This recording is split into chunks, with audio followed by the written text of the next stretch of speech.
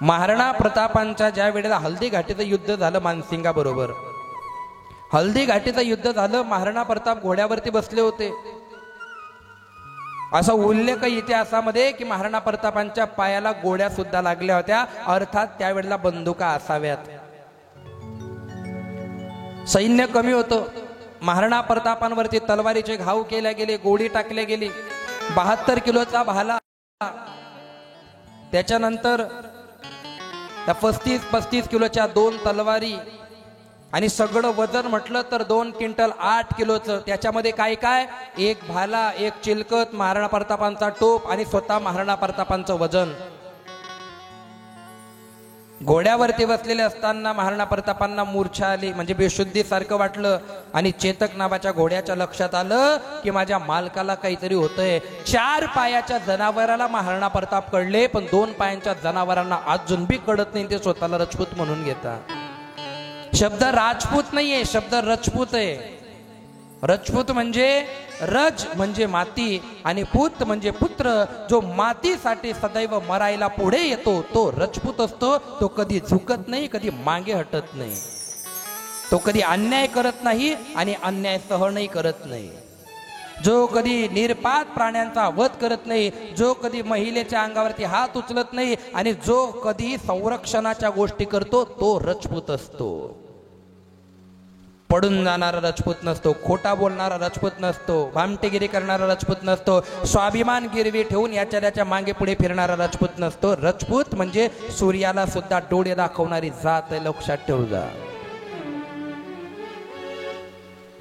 महाराणा प्रतापांच्या त्या शरीराचा डोल गेला आणि चेतक नावाच्या प्राण्याच्या लक्षात आलं. त्या चेतक नावाच्या घोड्याला राग आला आणि मानसिंगाच्या अंगावर धावून गेला. पण मानसिंग ज्या हत्तीवर बसला होता त्या हत्तीच्या सोंडेला तलवारी बांधल्या होत्या आणि ती तलवार लागून चेतक नावाच्या घोड्याच्या पाय कापल्या गेला. 28 फुटाचे कोड कुदून महाराणा प्रतापांना जिवंत तो घेऊन गेला. महाराणा प्रतापांनी सांगितलं सगळ्या सैनिकांना, मला युद्धातून कुठं जायचं नाहीये, मला युद्ध करायचंय आणि या युद्धामध्ये मला मरायचंय. पण सगळ्यांनी सांगितलं, हे प्रताप, अरे तुमच्याकडे बघून आम्ही जीवन जगतोय. अरे सिर सलामत तो पगडी हजार. तुम्हाला जर काही करता काही झालं तर आम्ही कसं लढायचं? आम्हाला माफ करा आणि तुम्ही या युद्धातून निघा.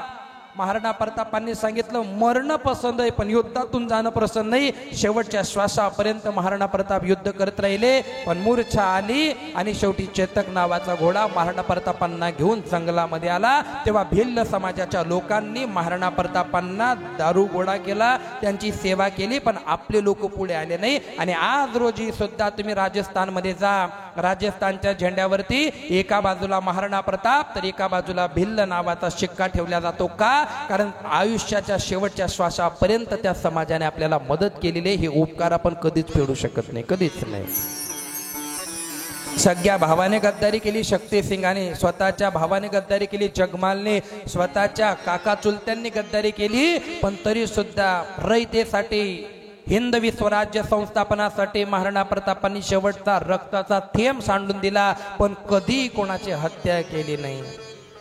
त्यांना सांगण्यात आलं होतं वैद्यांकडून, तुमच्या हड्ड्या तुटलेल्या आहे, तुमचं रक्त सांडून गेलेलं आहे, तुम्ही जर मांसाहार केला तरच तुम्ही वाचाल. तेव्हा महाराणा प्रताप सांगता, आम्हाला रक्षण करायचं शिकवलंय आमच्या आईने आणि स्वतःचं प्राण वाचवण्यासाठी आम्ही कोण्या निष्पाप प्राण्याचा जीव घेऊ शकत नाही. हे रजपुती बाणा जरा इतिहास वाचत चला.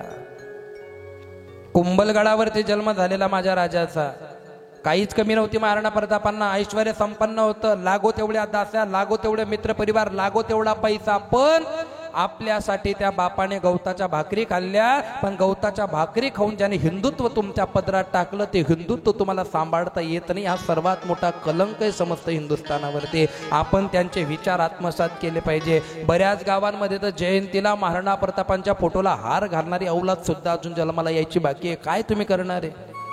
जयंतीच्या दिवशी काही लोक म्हणतात, एवढा 1.5 लाख रुपयांना बँड लावानी काय गरज आहे, 2 लाखना लावू सुद्ध बँड का? आमच्या बाप्पाची जयंती आहे, आम्ही काही भिकारी लोक नाही आहेत. महाराणा प्रताप असतील, छत्रपती शिवाजी महाराज असतील, कोणत्याही महापुरुषाची जयंती असू द्या, थाटात झाली पाहिजे. घरच्या आपण लग्न लावतो, तेव्हा आपण 1.5-2 लाखाचा बँड करतो, तेव्हा चालतं तुम्हाला. मग जयंतीच्या दिवशी का नाही, पण बँड लावल्याच्या नंतर आनंद त्या गोष्टीचा म्हणवा. बँड लावल्याच्या नंतर निर्व्यसनीपणे तुम्हाला ती जयंती साजरी करता आली पाहिजे. इतिहास तुम्हाला माहिती पाहिजे आणि प्रत्येकाच्या हातामध्ये महाराणा प्रतापांच्या विचारांचं पुस्तक आलं पाहिजे. हात वर करून सांगा किती लोकांच्या घरामध्ये महाराणा प्रतापांचा इतिहास आहे. हात वर करा. 1 2. टाइम भेटला तर महाराणा प्रतापांचं चरित्र करू आपण. मला आनंद आहे 4-5 जणांच्या घरात तरी आहे. माझी विनंती आहे पोराव, मी तुम्हाला त्या दिवशी बी सांगितलं, 100-200 रुपयाचा ग्रंथ भेटलो फ्लिपकार्टवर, ॲमेझॉनवर घ्या. ज्या कुळात जन्माला आले त्यांच्याबद्दल माहिती असू द्या रे. बाकीच्या गोष्टी आपल्याकडे भरपूर माहिती आहे.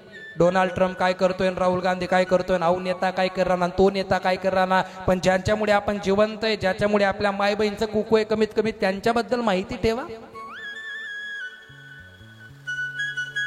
बुलढाण्याला पुरुषोत्तम महाराज पाटलांकडे श्रीमंत योगी छत्रपती शिवाजी महाराजांचं शिवचरित्र चालू आहे आणि ही काळाची गरज आहे.